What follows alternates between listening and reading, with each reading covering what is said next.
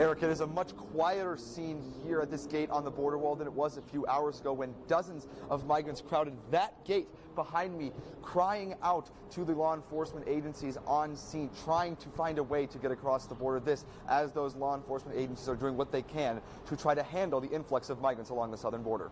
We are about 20 to 30 yards away from the roof that was torn off. This is a car that was slammed with metal. Even an air conditioning unit was thrown from that rooftop, hitting this car. You can see it's completely totaled. Electrical wires around here, glass, metal, wood.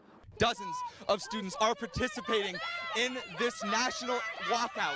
They are all protesting gun violence in the wake of that deadly mass shooting in Nashville. I just want to listen in to the protest because there are probably over 100 students here. Here's a live look at the El Paso electric outage maps. Look at here on the east side. You can see this cluster of outages stretching all the way up into the west side, into the northwest. We do know there are even some outages in Las Cruces. I want to break down exactly what we're seeing. Glass all over the ground in these two spots. But if we come along this way, along the side of the RV, you can see lots and lots of damage inside of it as well. But take a look at the ground near the main door. These are cans of police tear gas as well as a flashbang grenade. They're all under the vehicle right here next to this door. With the project at a standstill, there has been a buildup of weeds, debris, even trash along both sides of Pelicano, but the regional authority says that problem may be fixed very soon.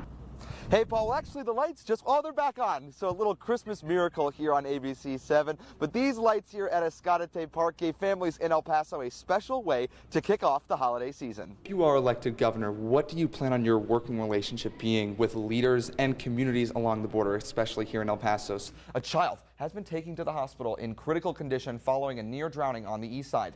First responders called to the 1900 block of Bay City Place. The damage so bad that you can see through the home with both sides on both walls completely burned. We can take a closer look at what we have to do here on the roads. My father, my brother, and I, we had to salt our entire driveway. It goes about 100 feet that way. And 3 cars involved, 1 person dead, 2 other people having to be rushed to the hospital. This crash, one of 2 collisions in almost the exact same spot last night at almost the exact same time. We've seen about 6 or 7 cars over the last 2 minutes leave, but this line of cars that stretches all the way to the other side of the mall has been stagnant. Some pipe is left without that insulation. What are we going to see? What's it going to look like? Well, what you see now is when it was somewhat protected.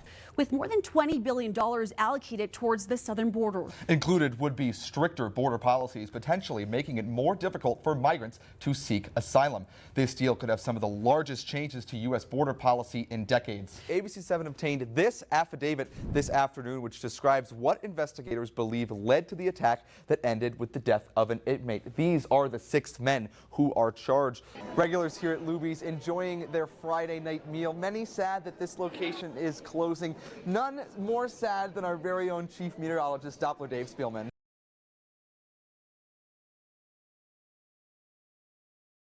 Limited to what our capabilities are as far as manpower.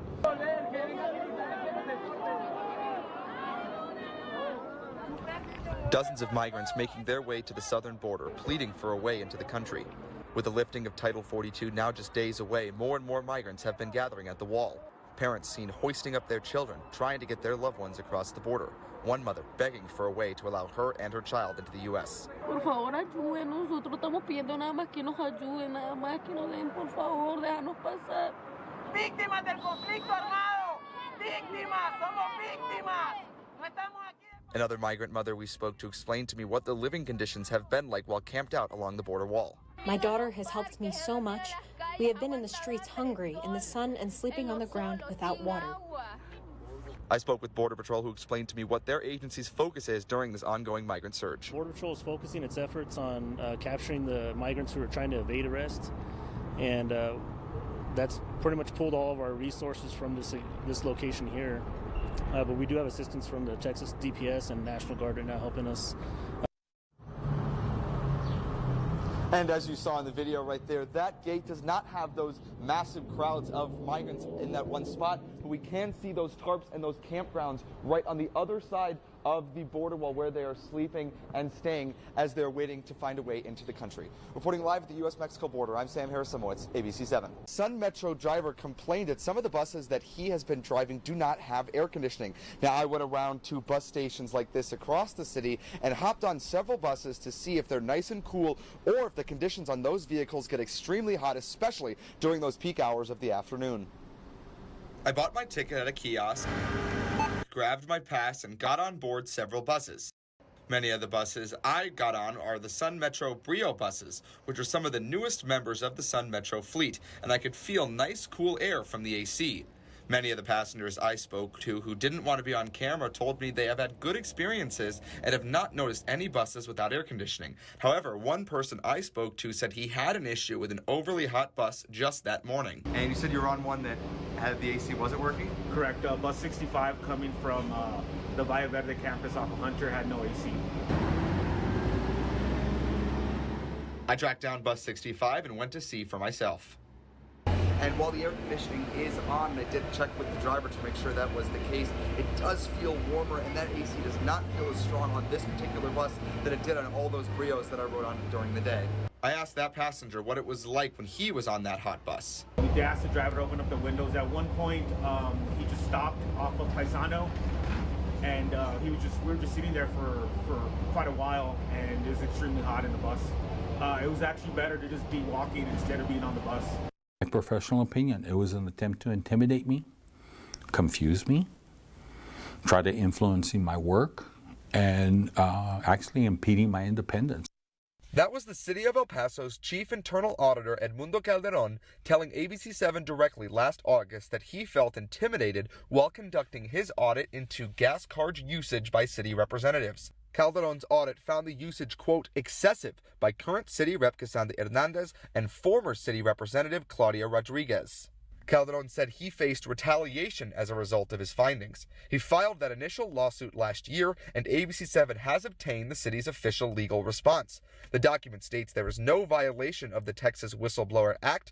The city says Calderon didn't report a crime to El Paso police. The city says if there is no violation, then the city cannot be sued, and the case should be dismissed. Calderon's attorney responded directly to that claim. He was there for video.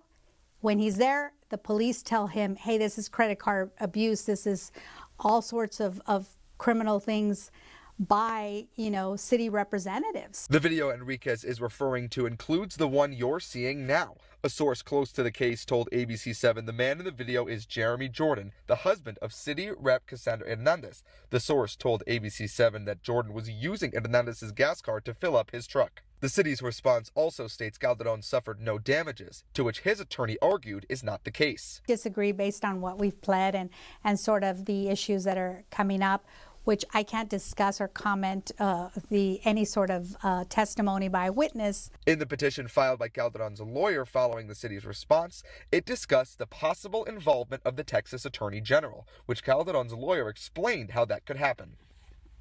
We have not reached out because they would have to actually do, in our opinion, a denial. It's a verified denial, which means someone's going to have to swear to it. And if they do that, I would be willing to reach out to the Texas Attorney General and let them know this is what's going on in El Paso. Sam Harasimowicz, ABC 7.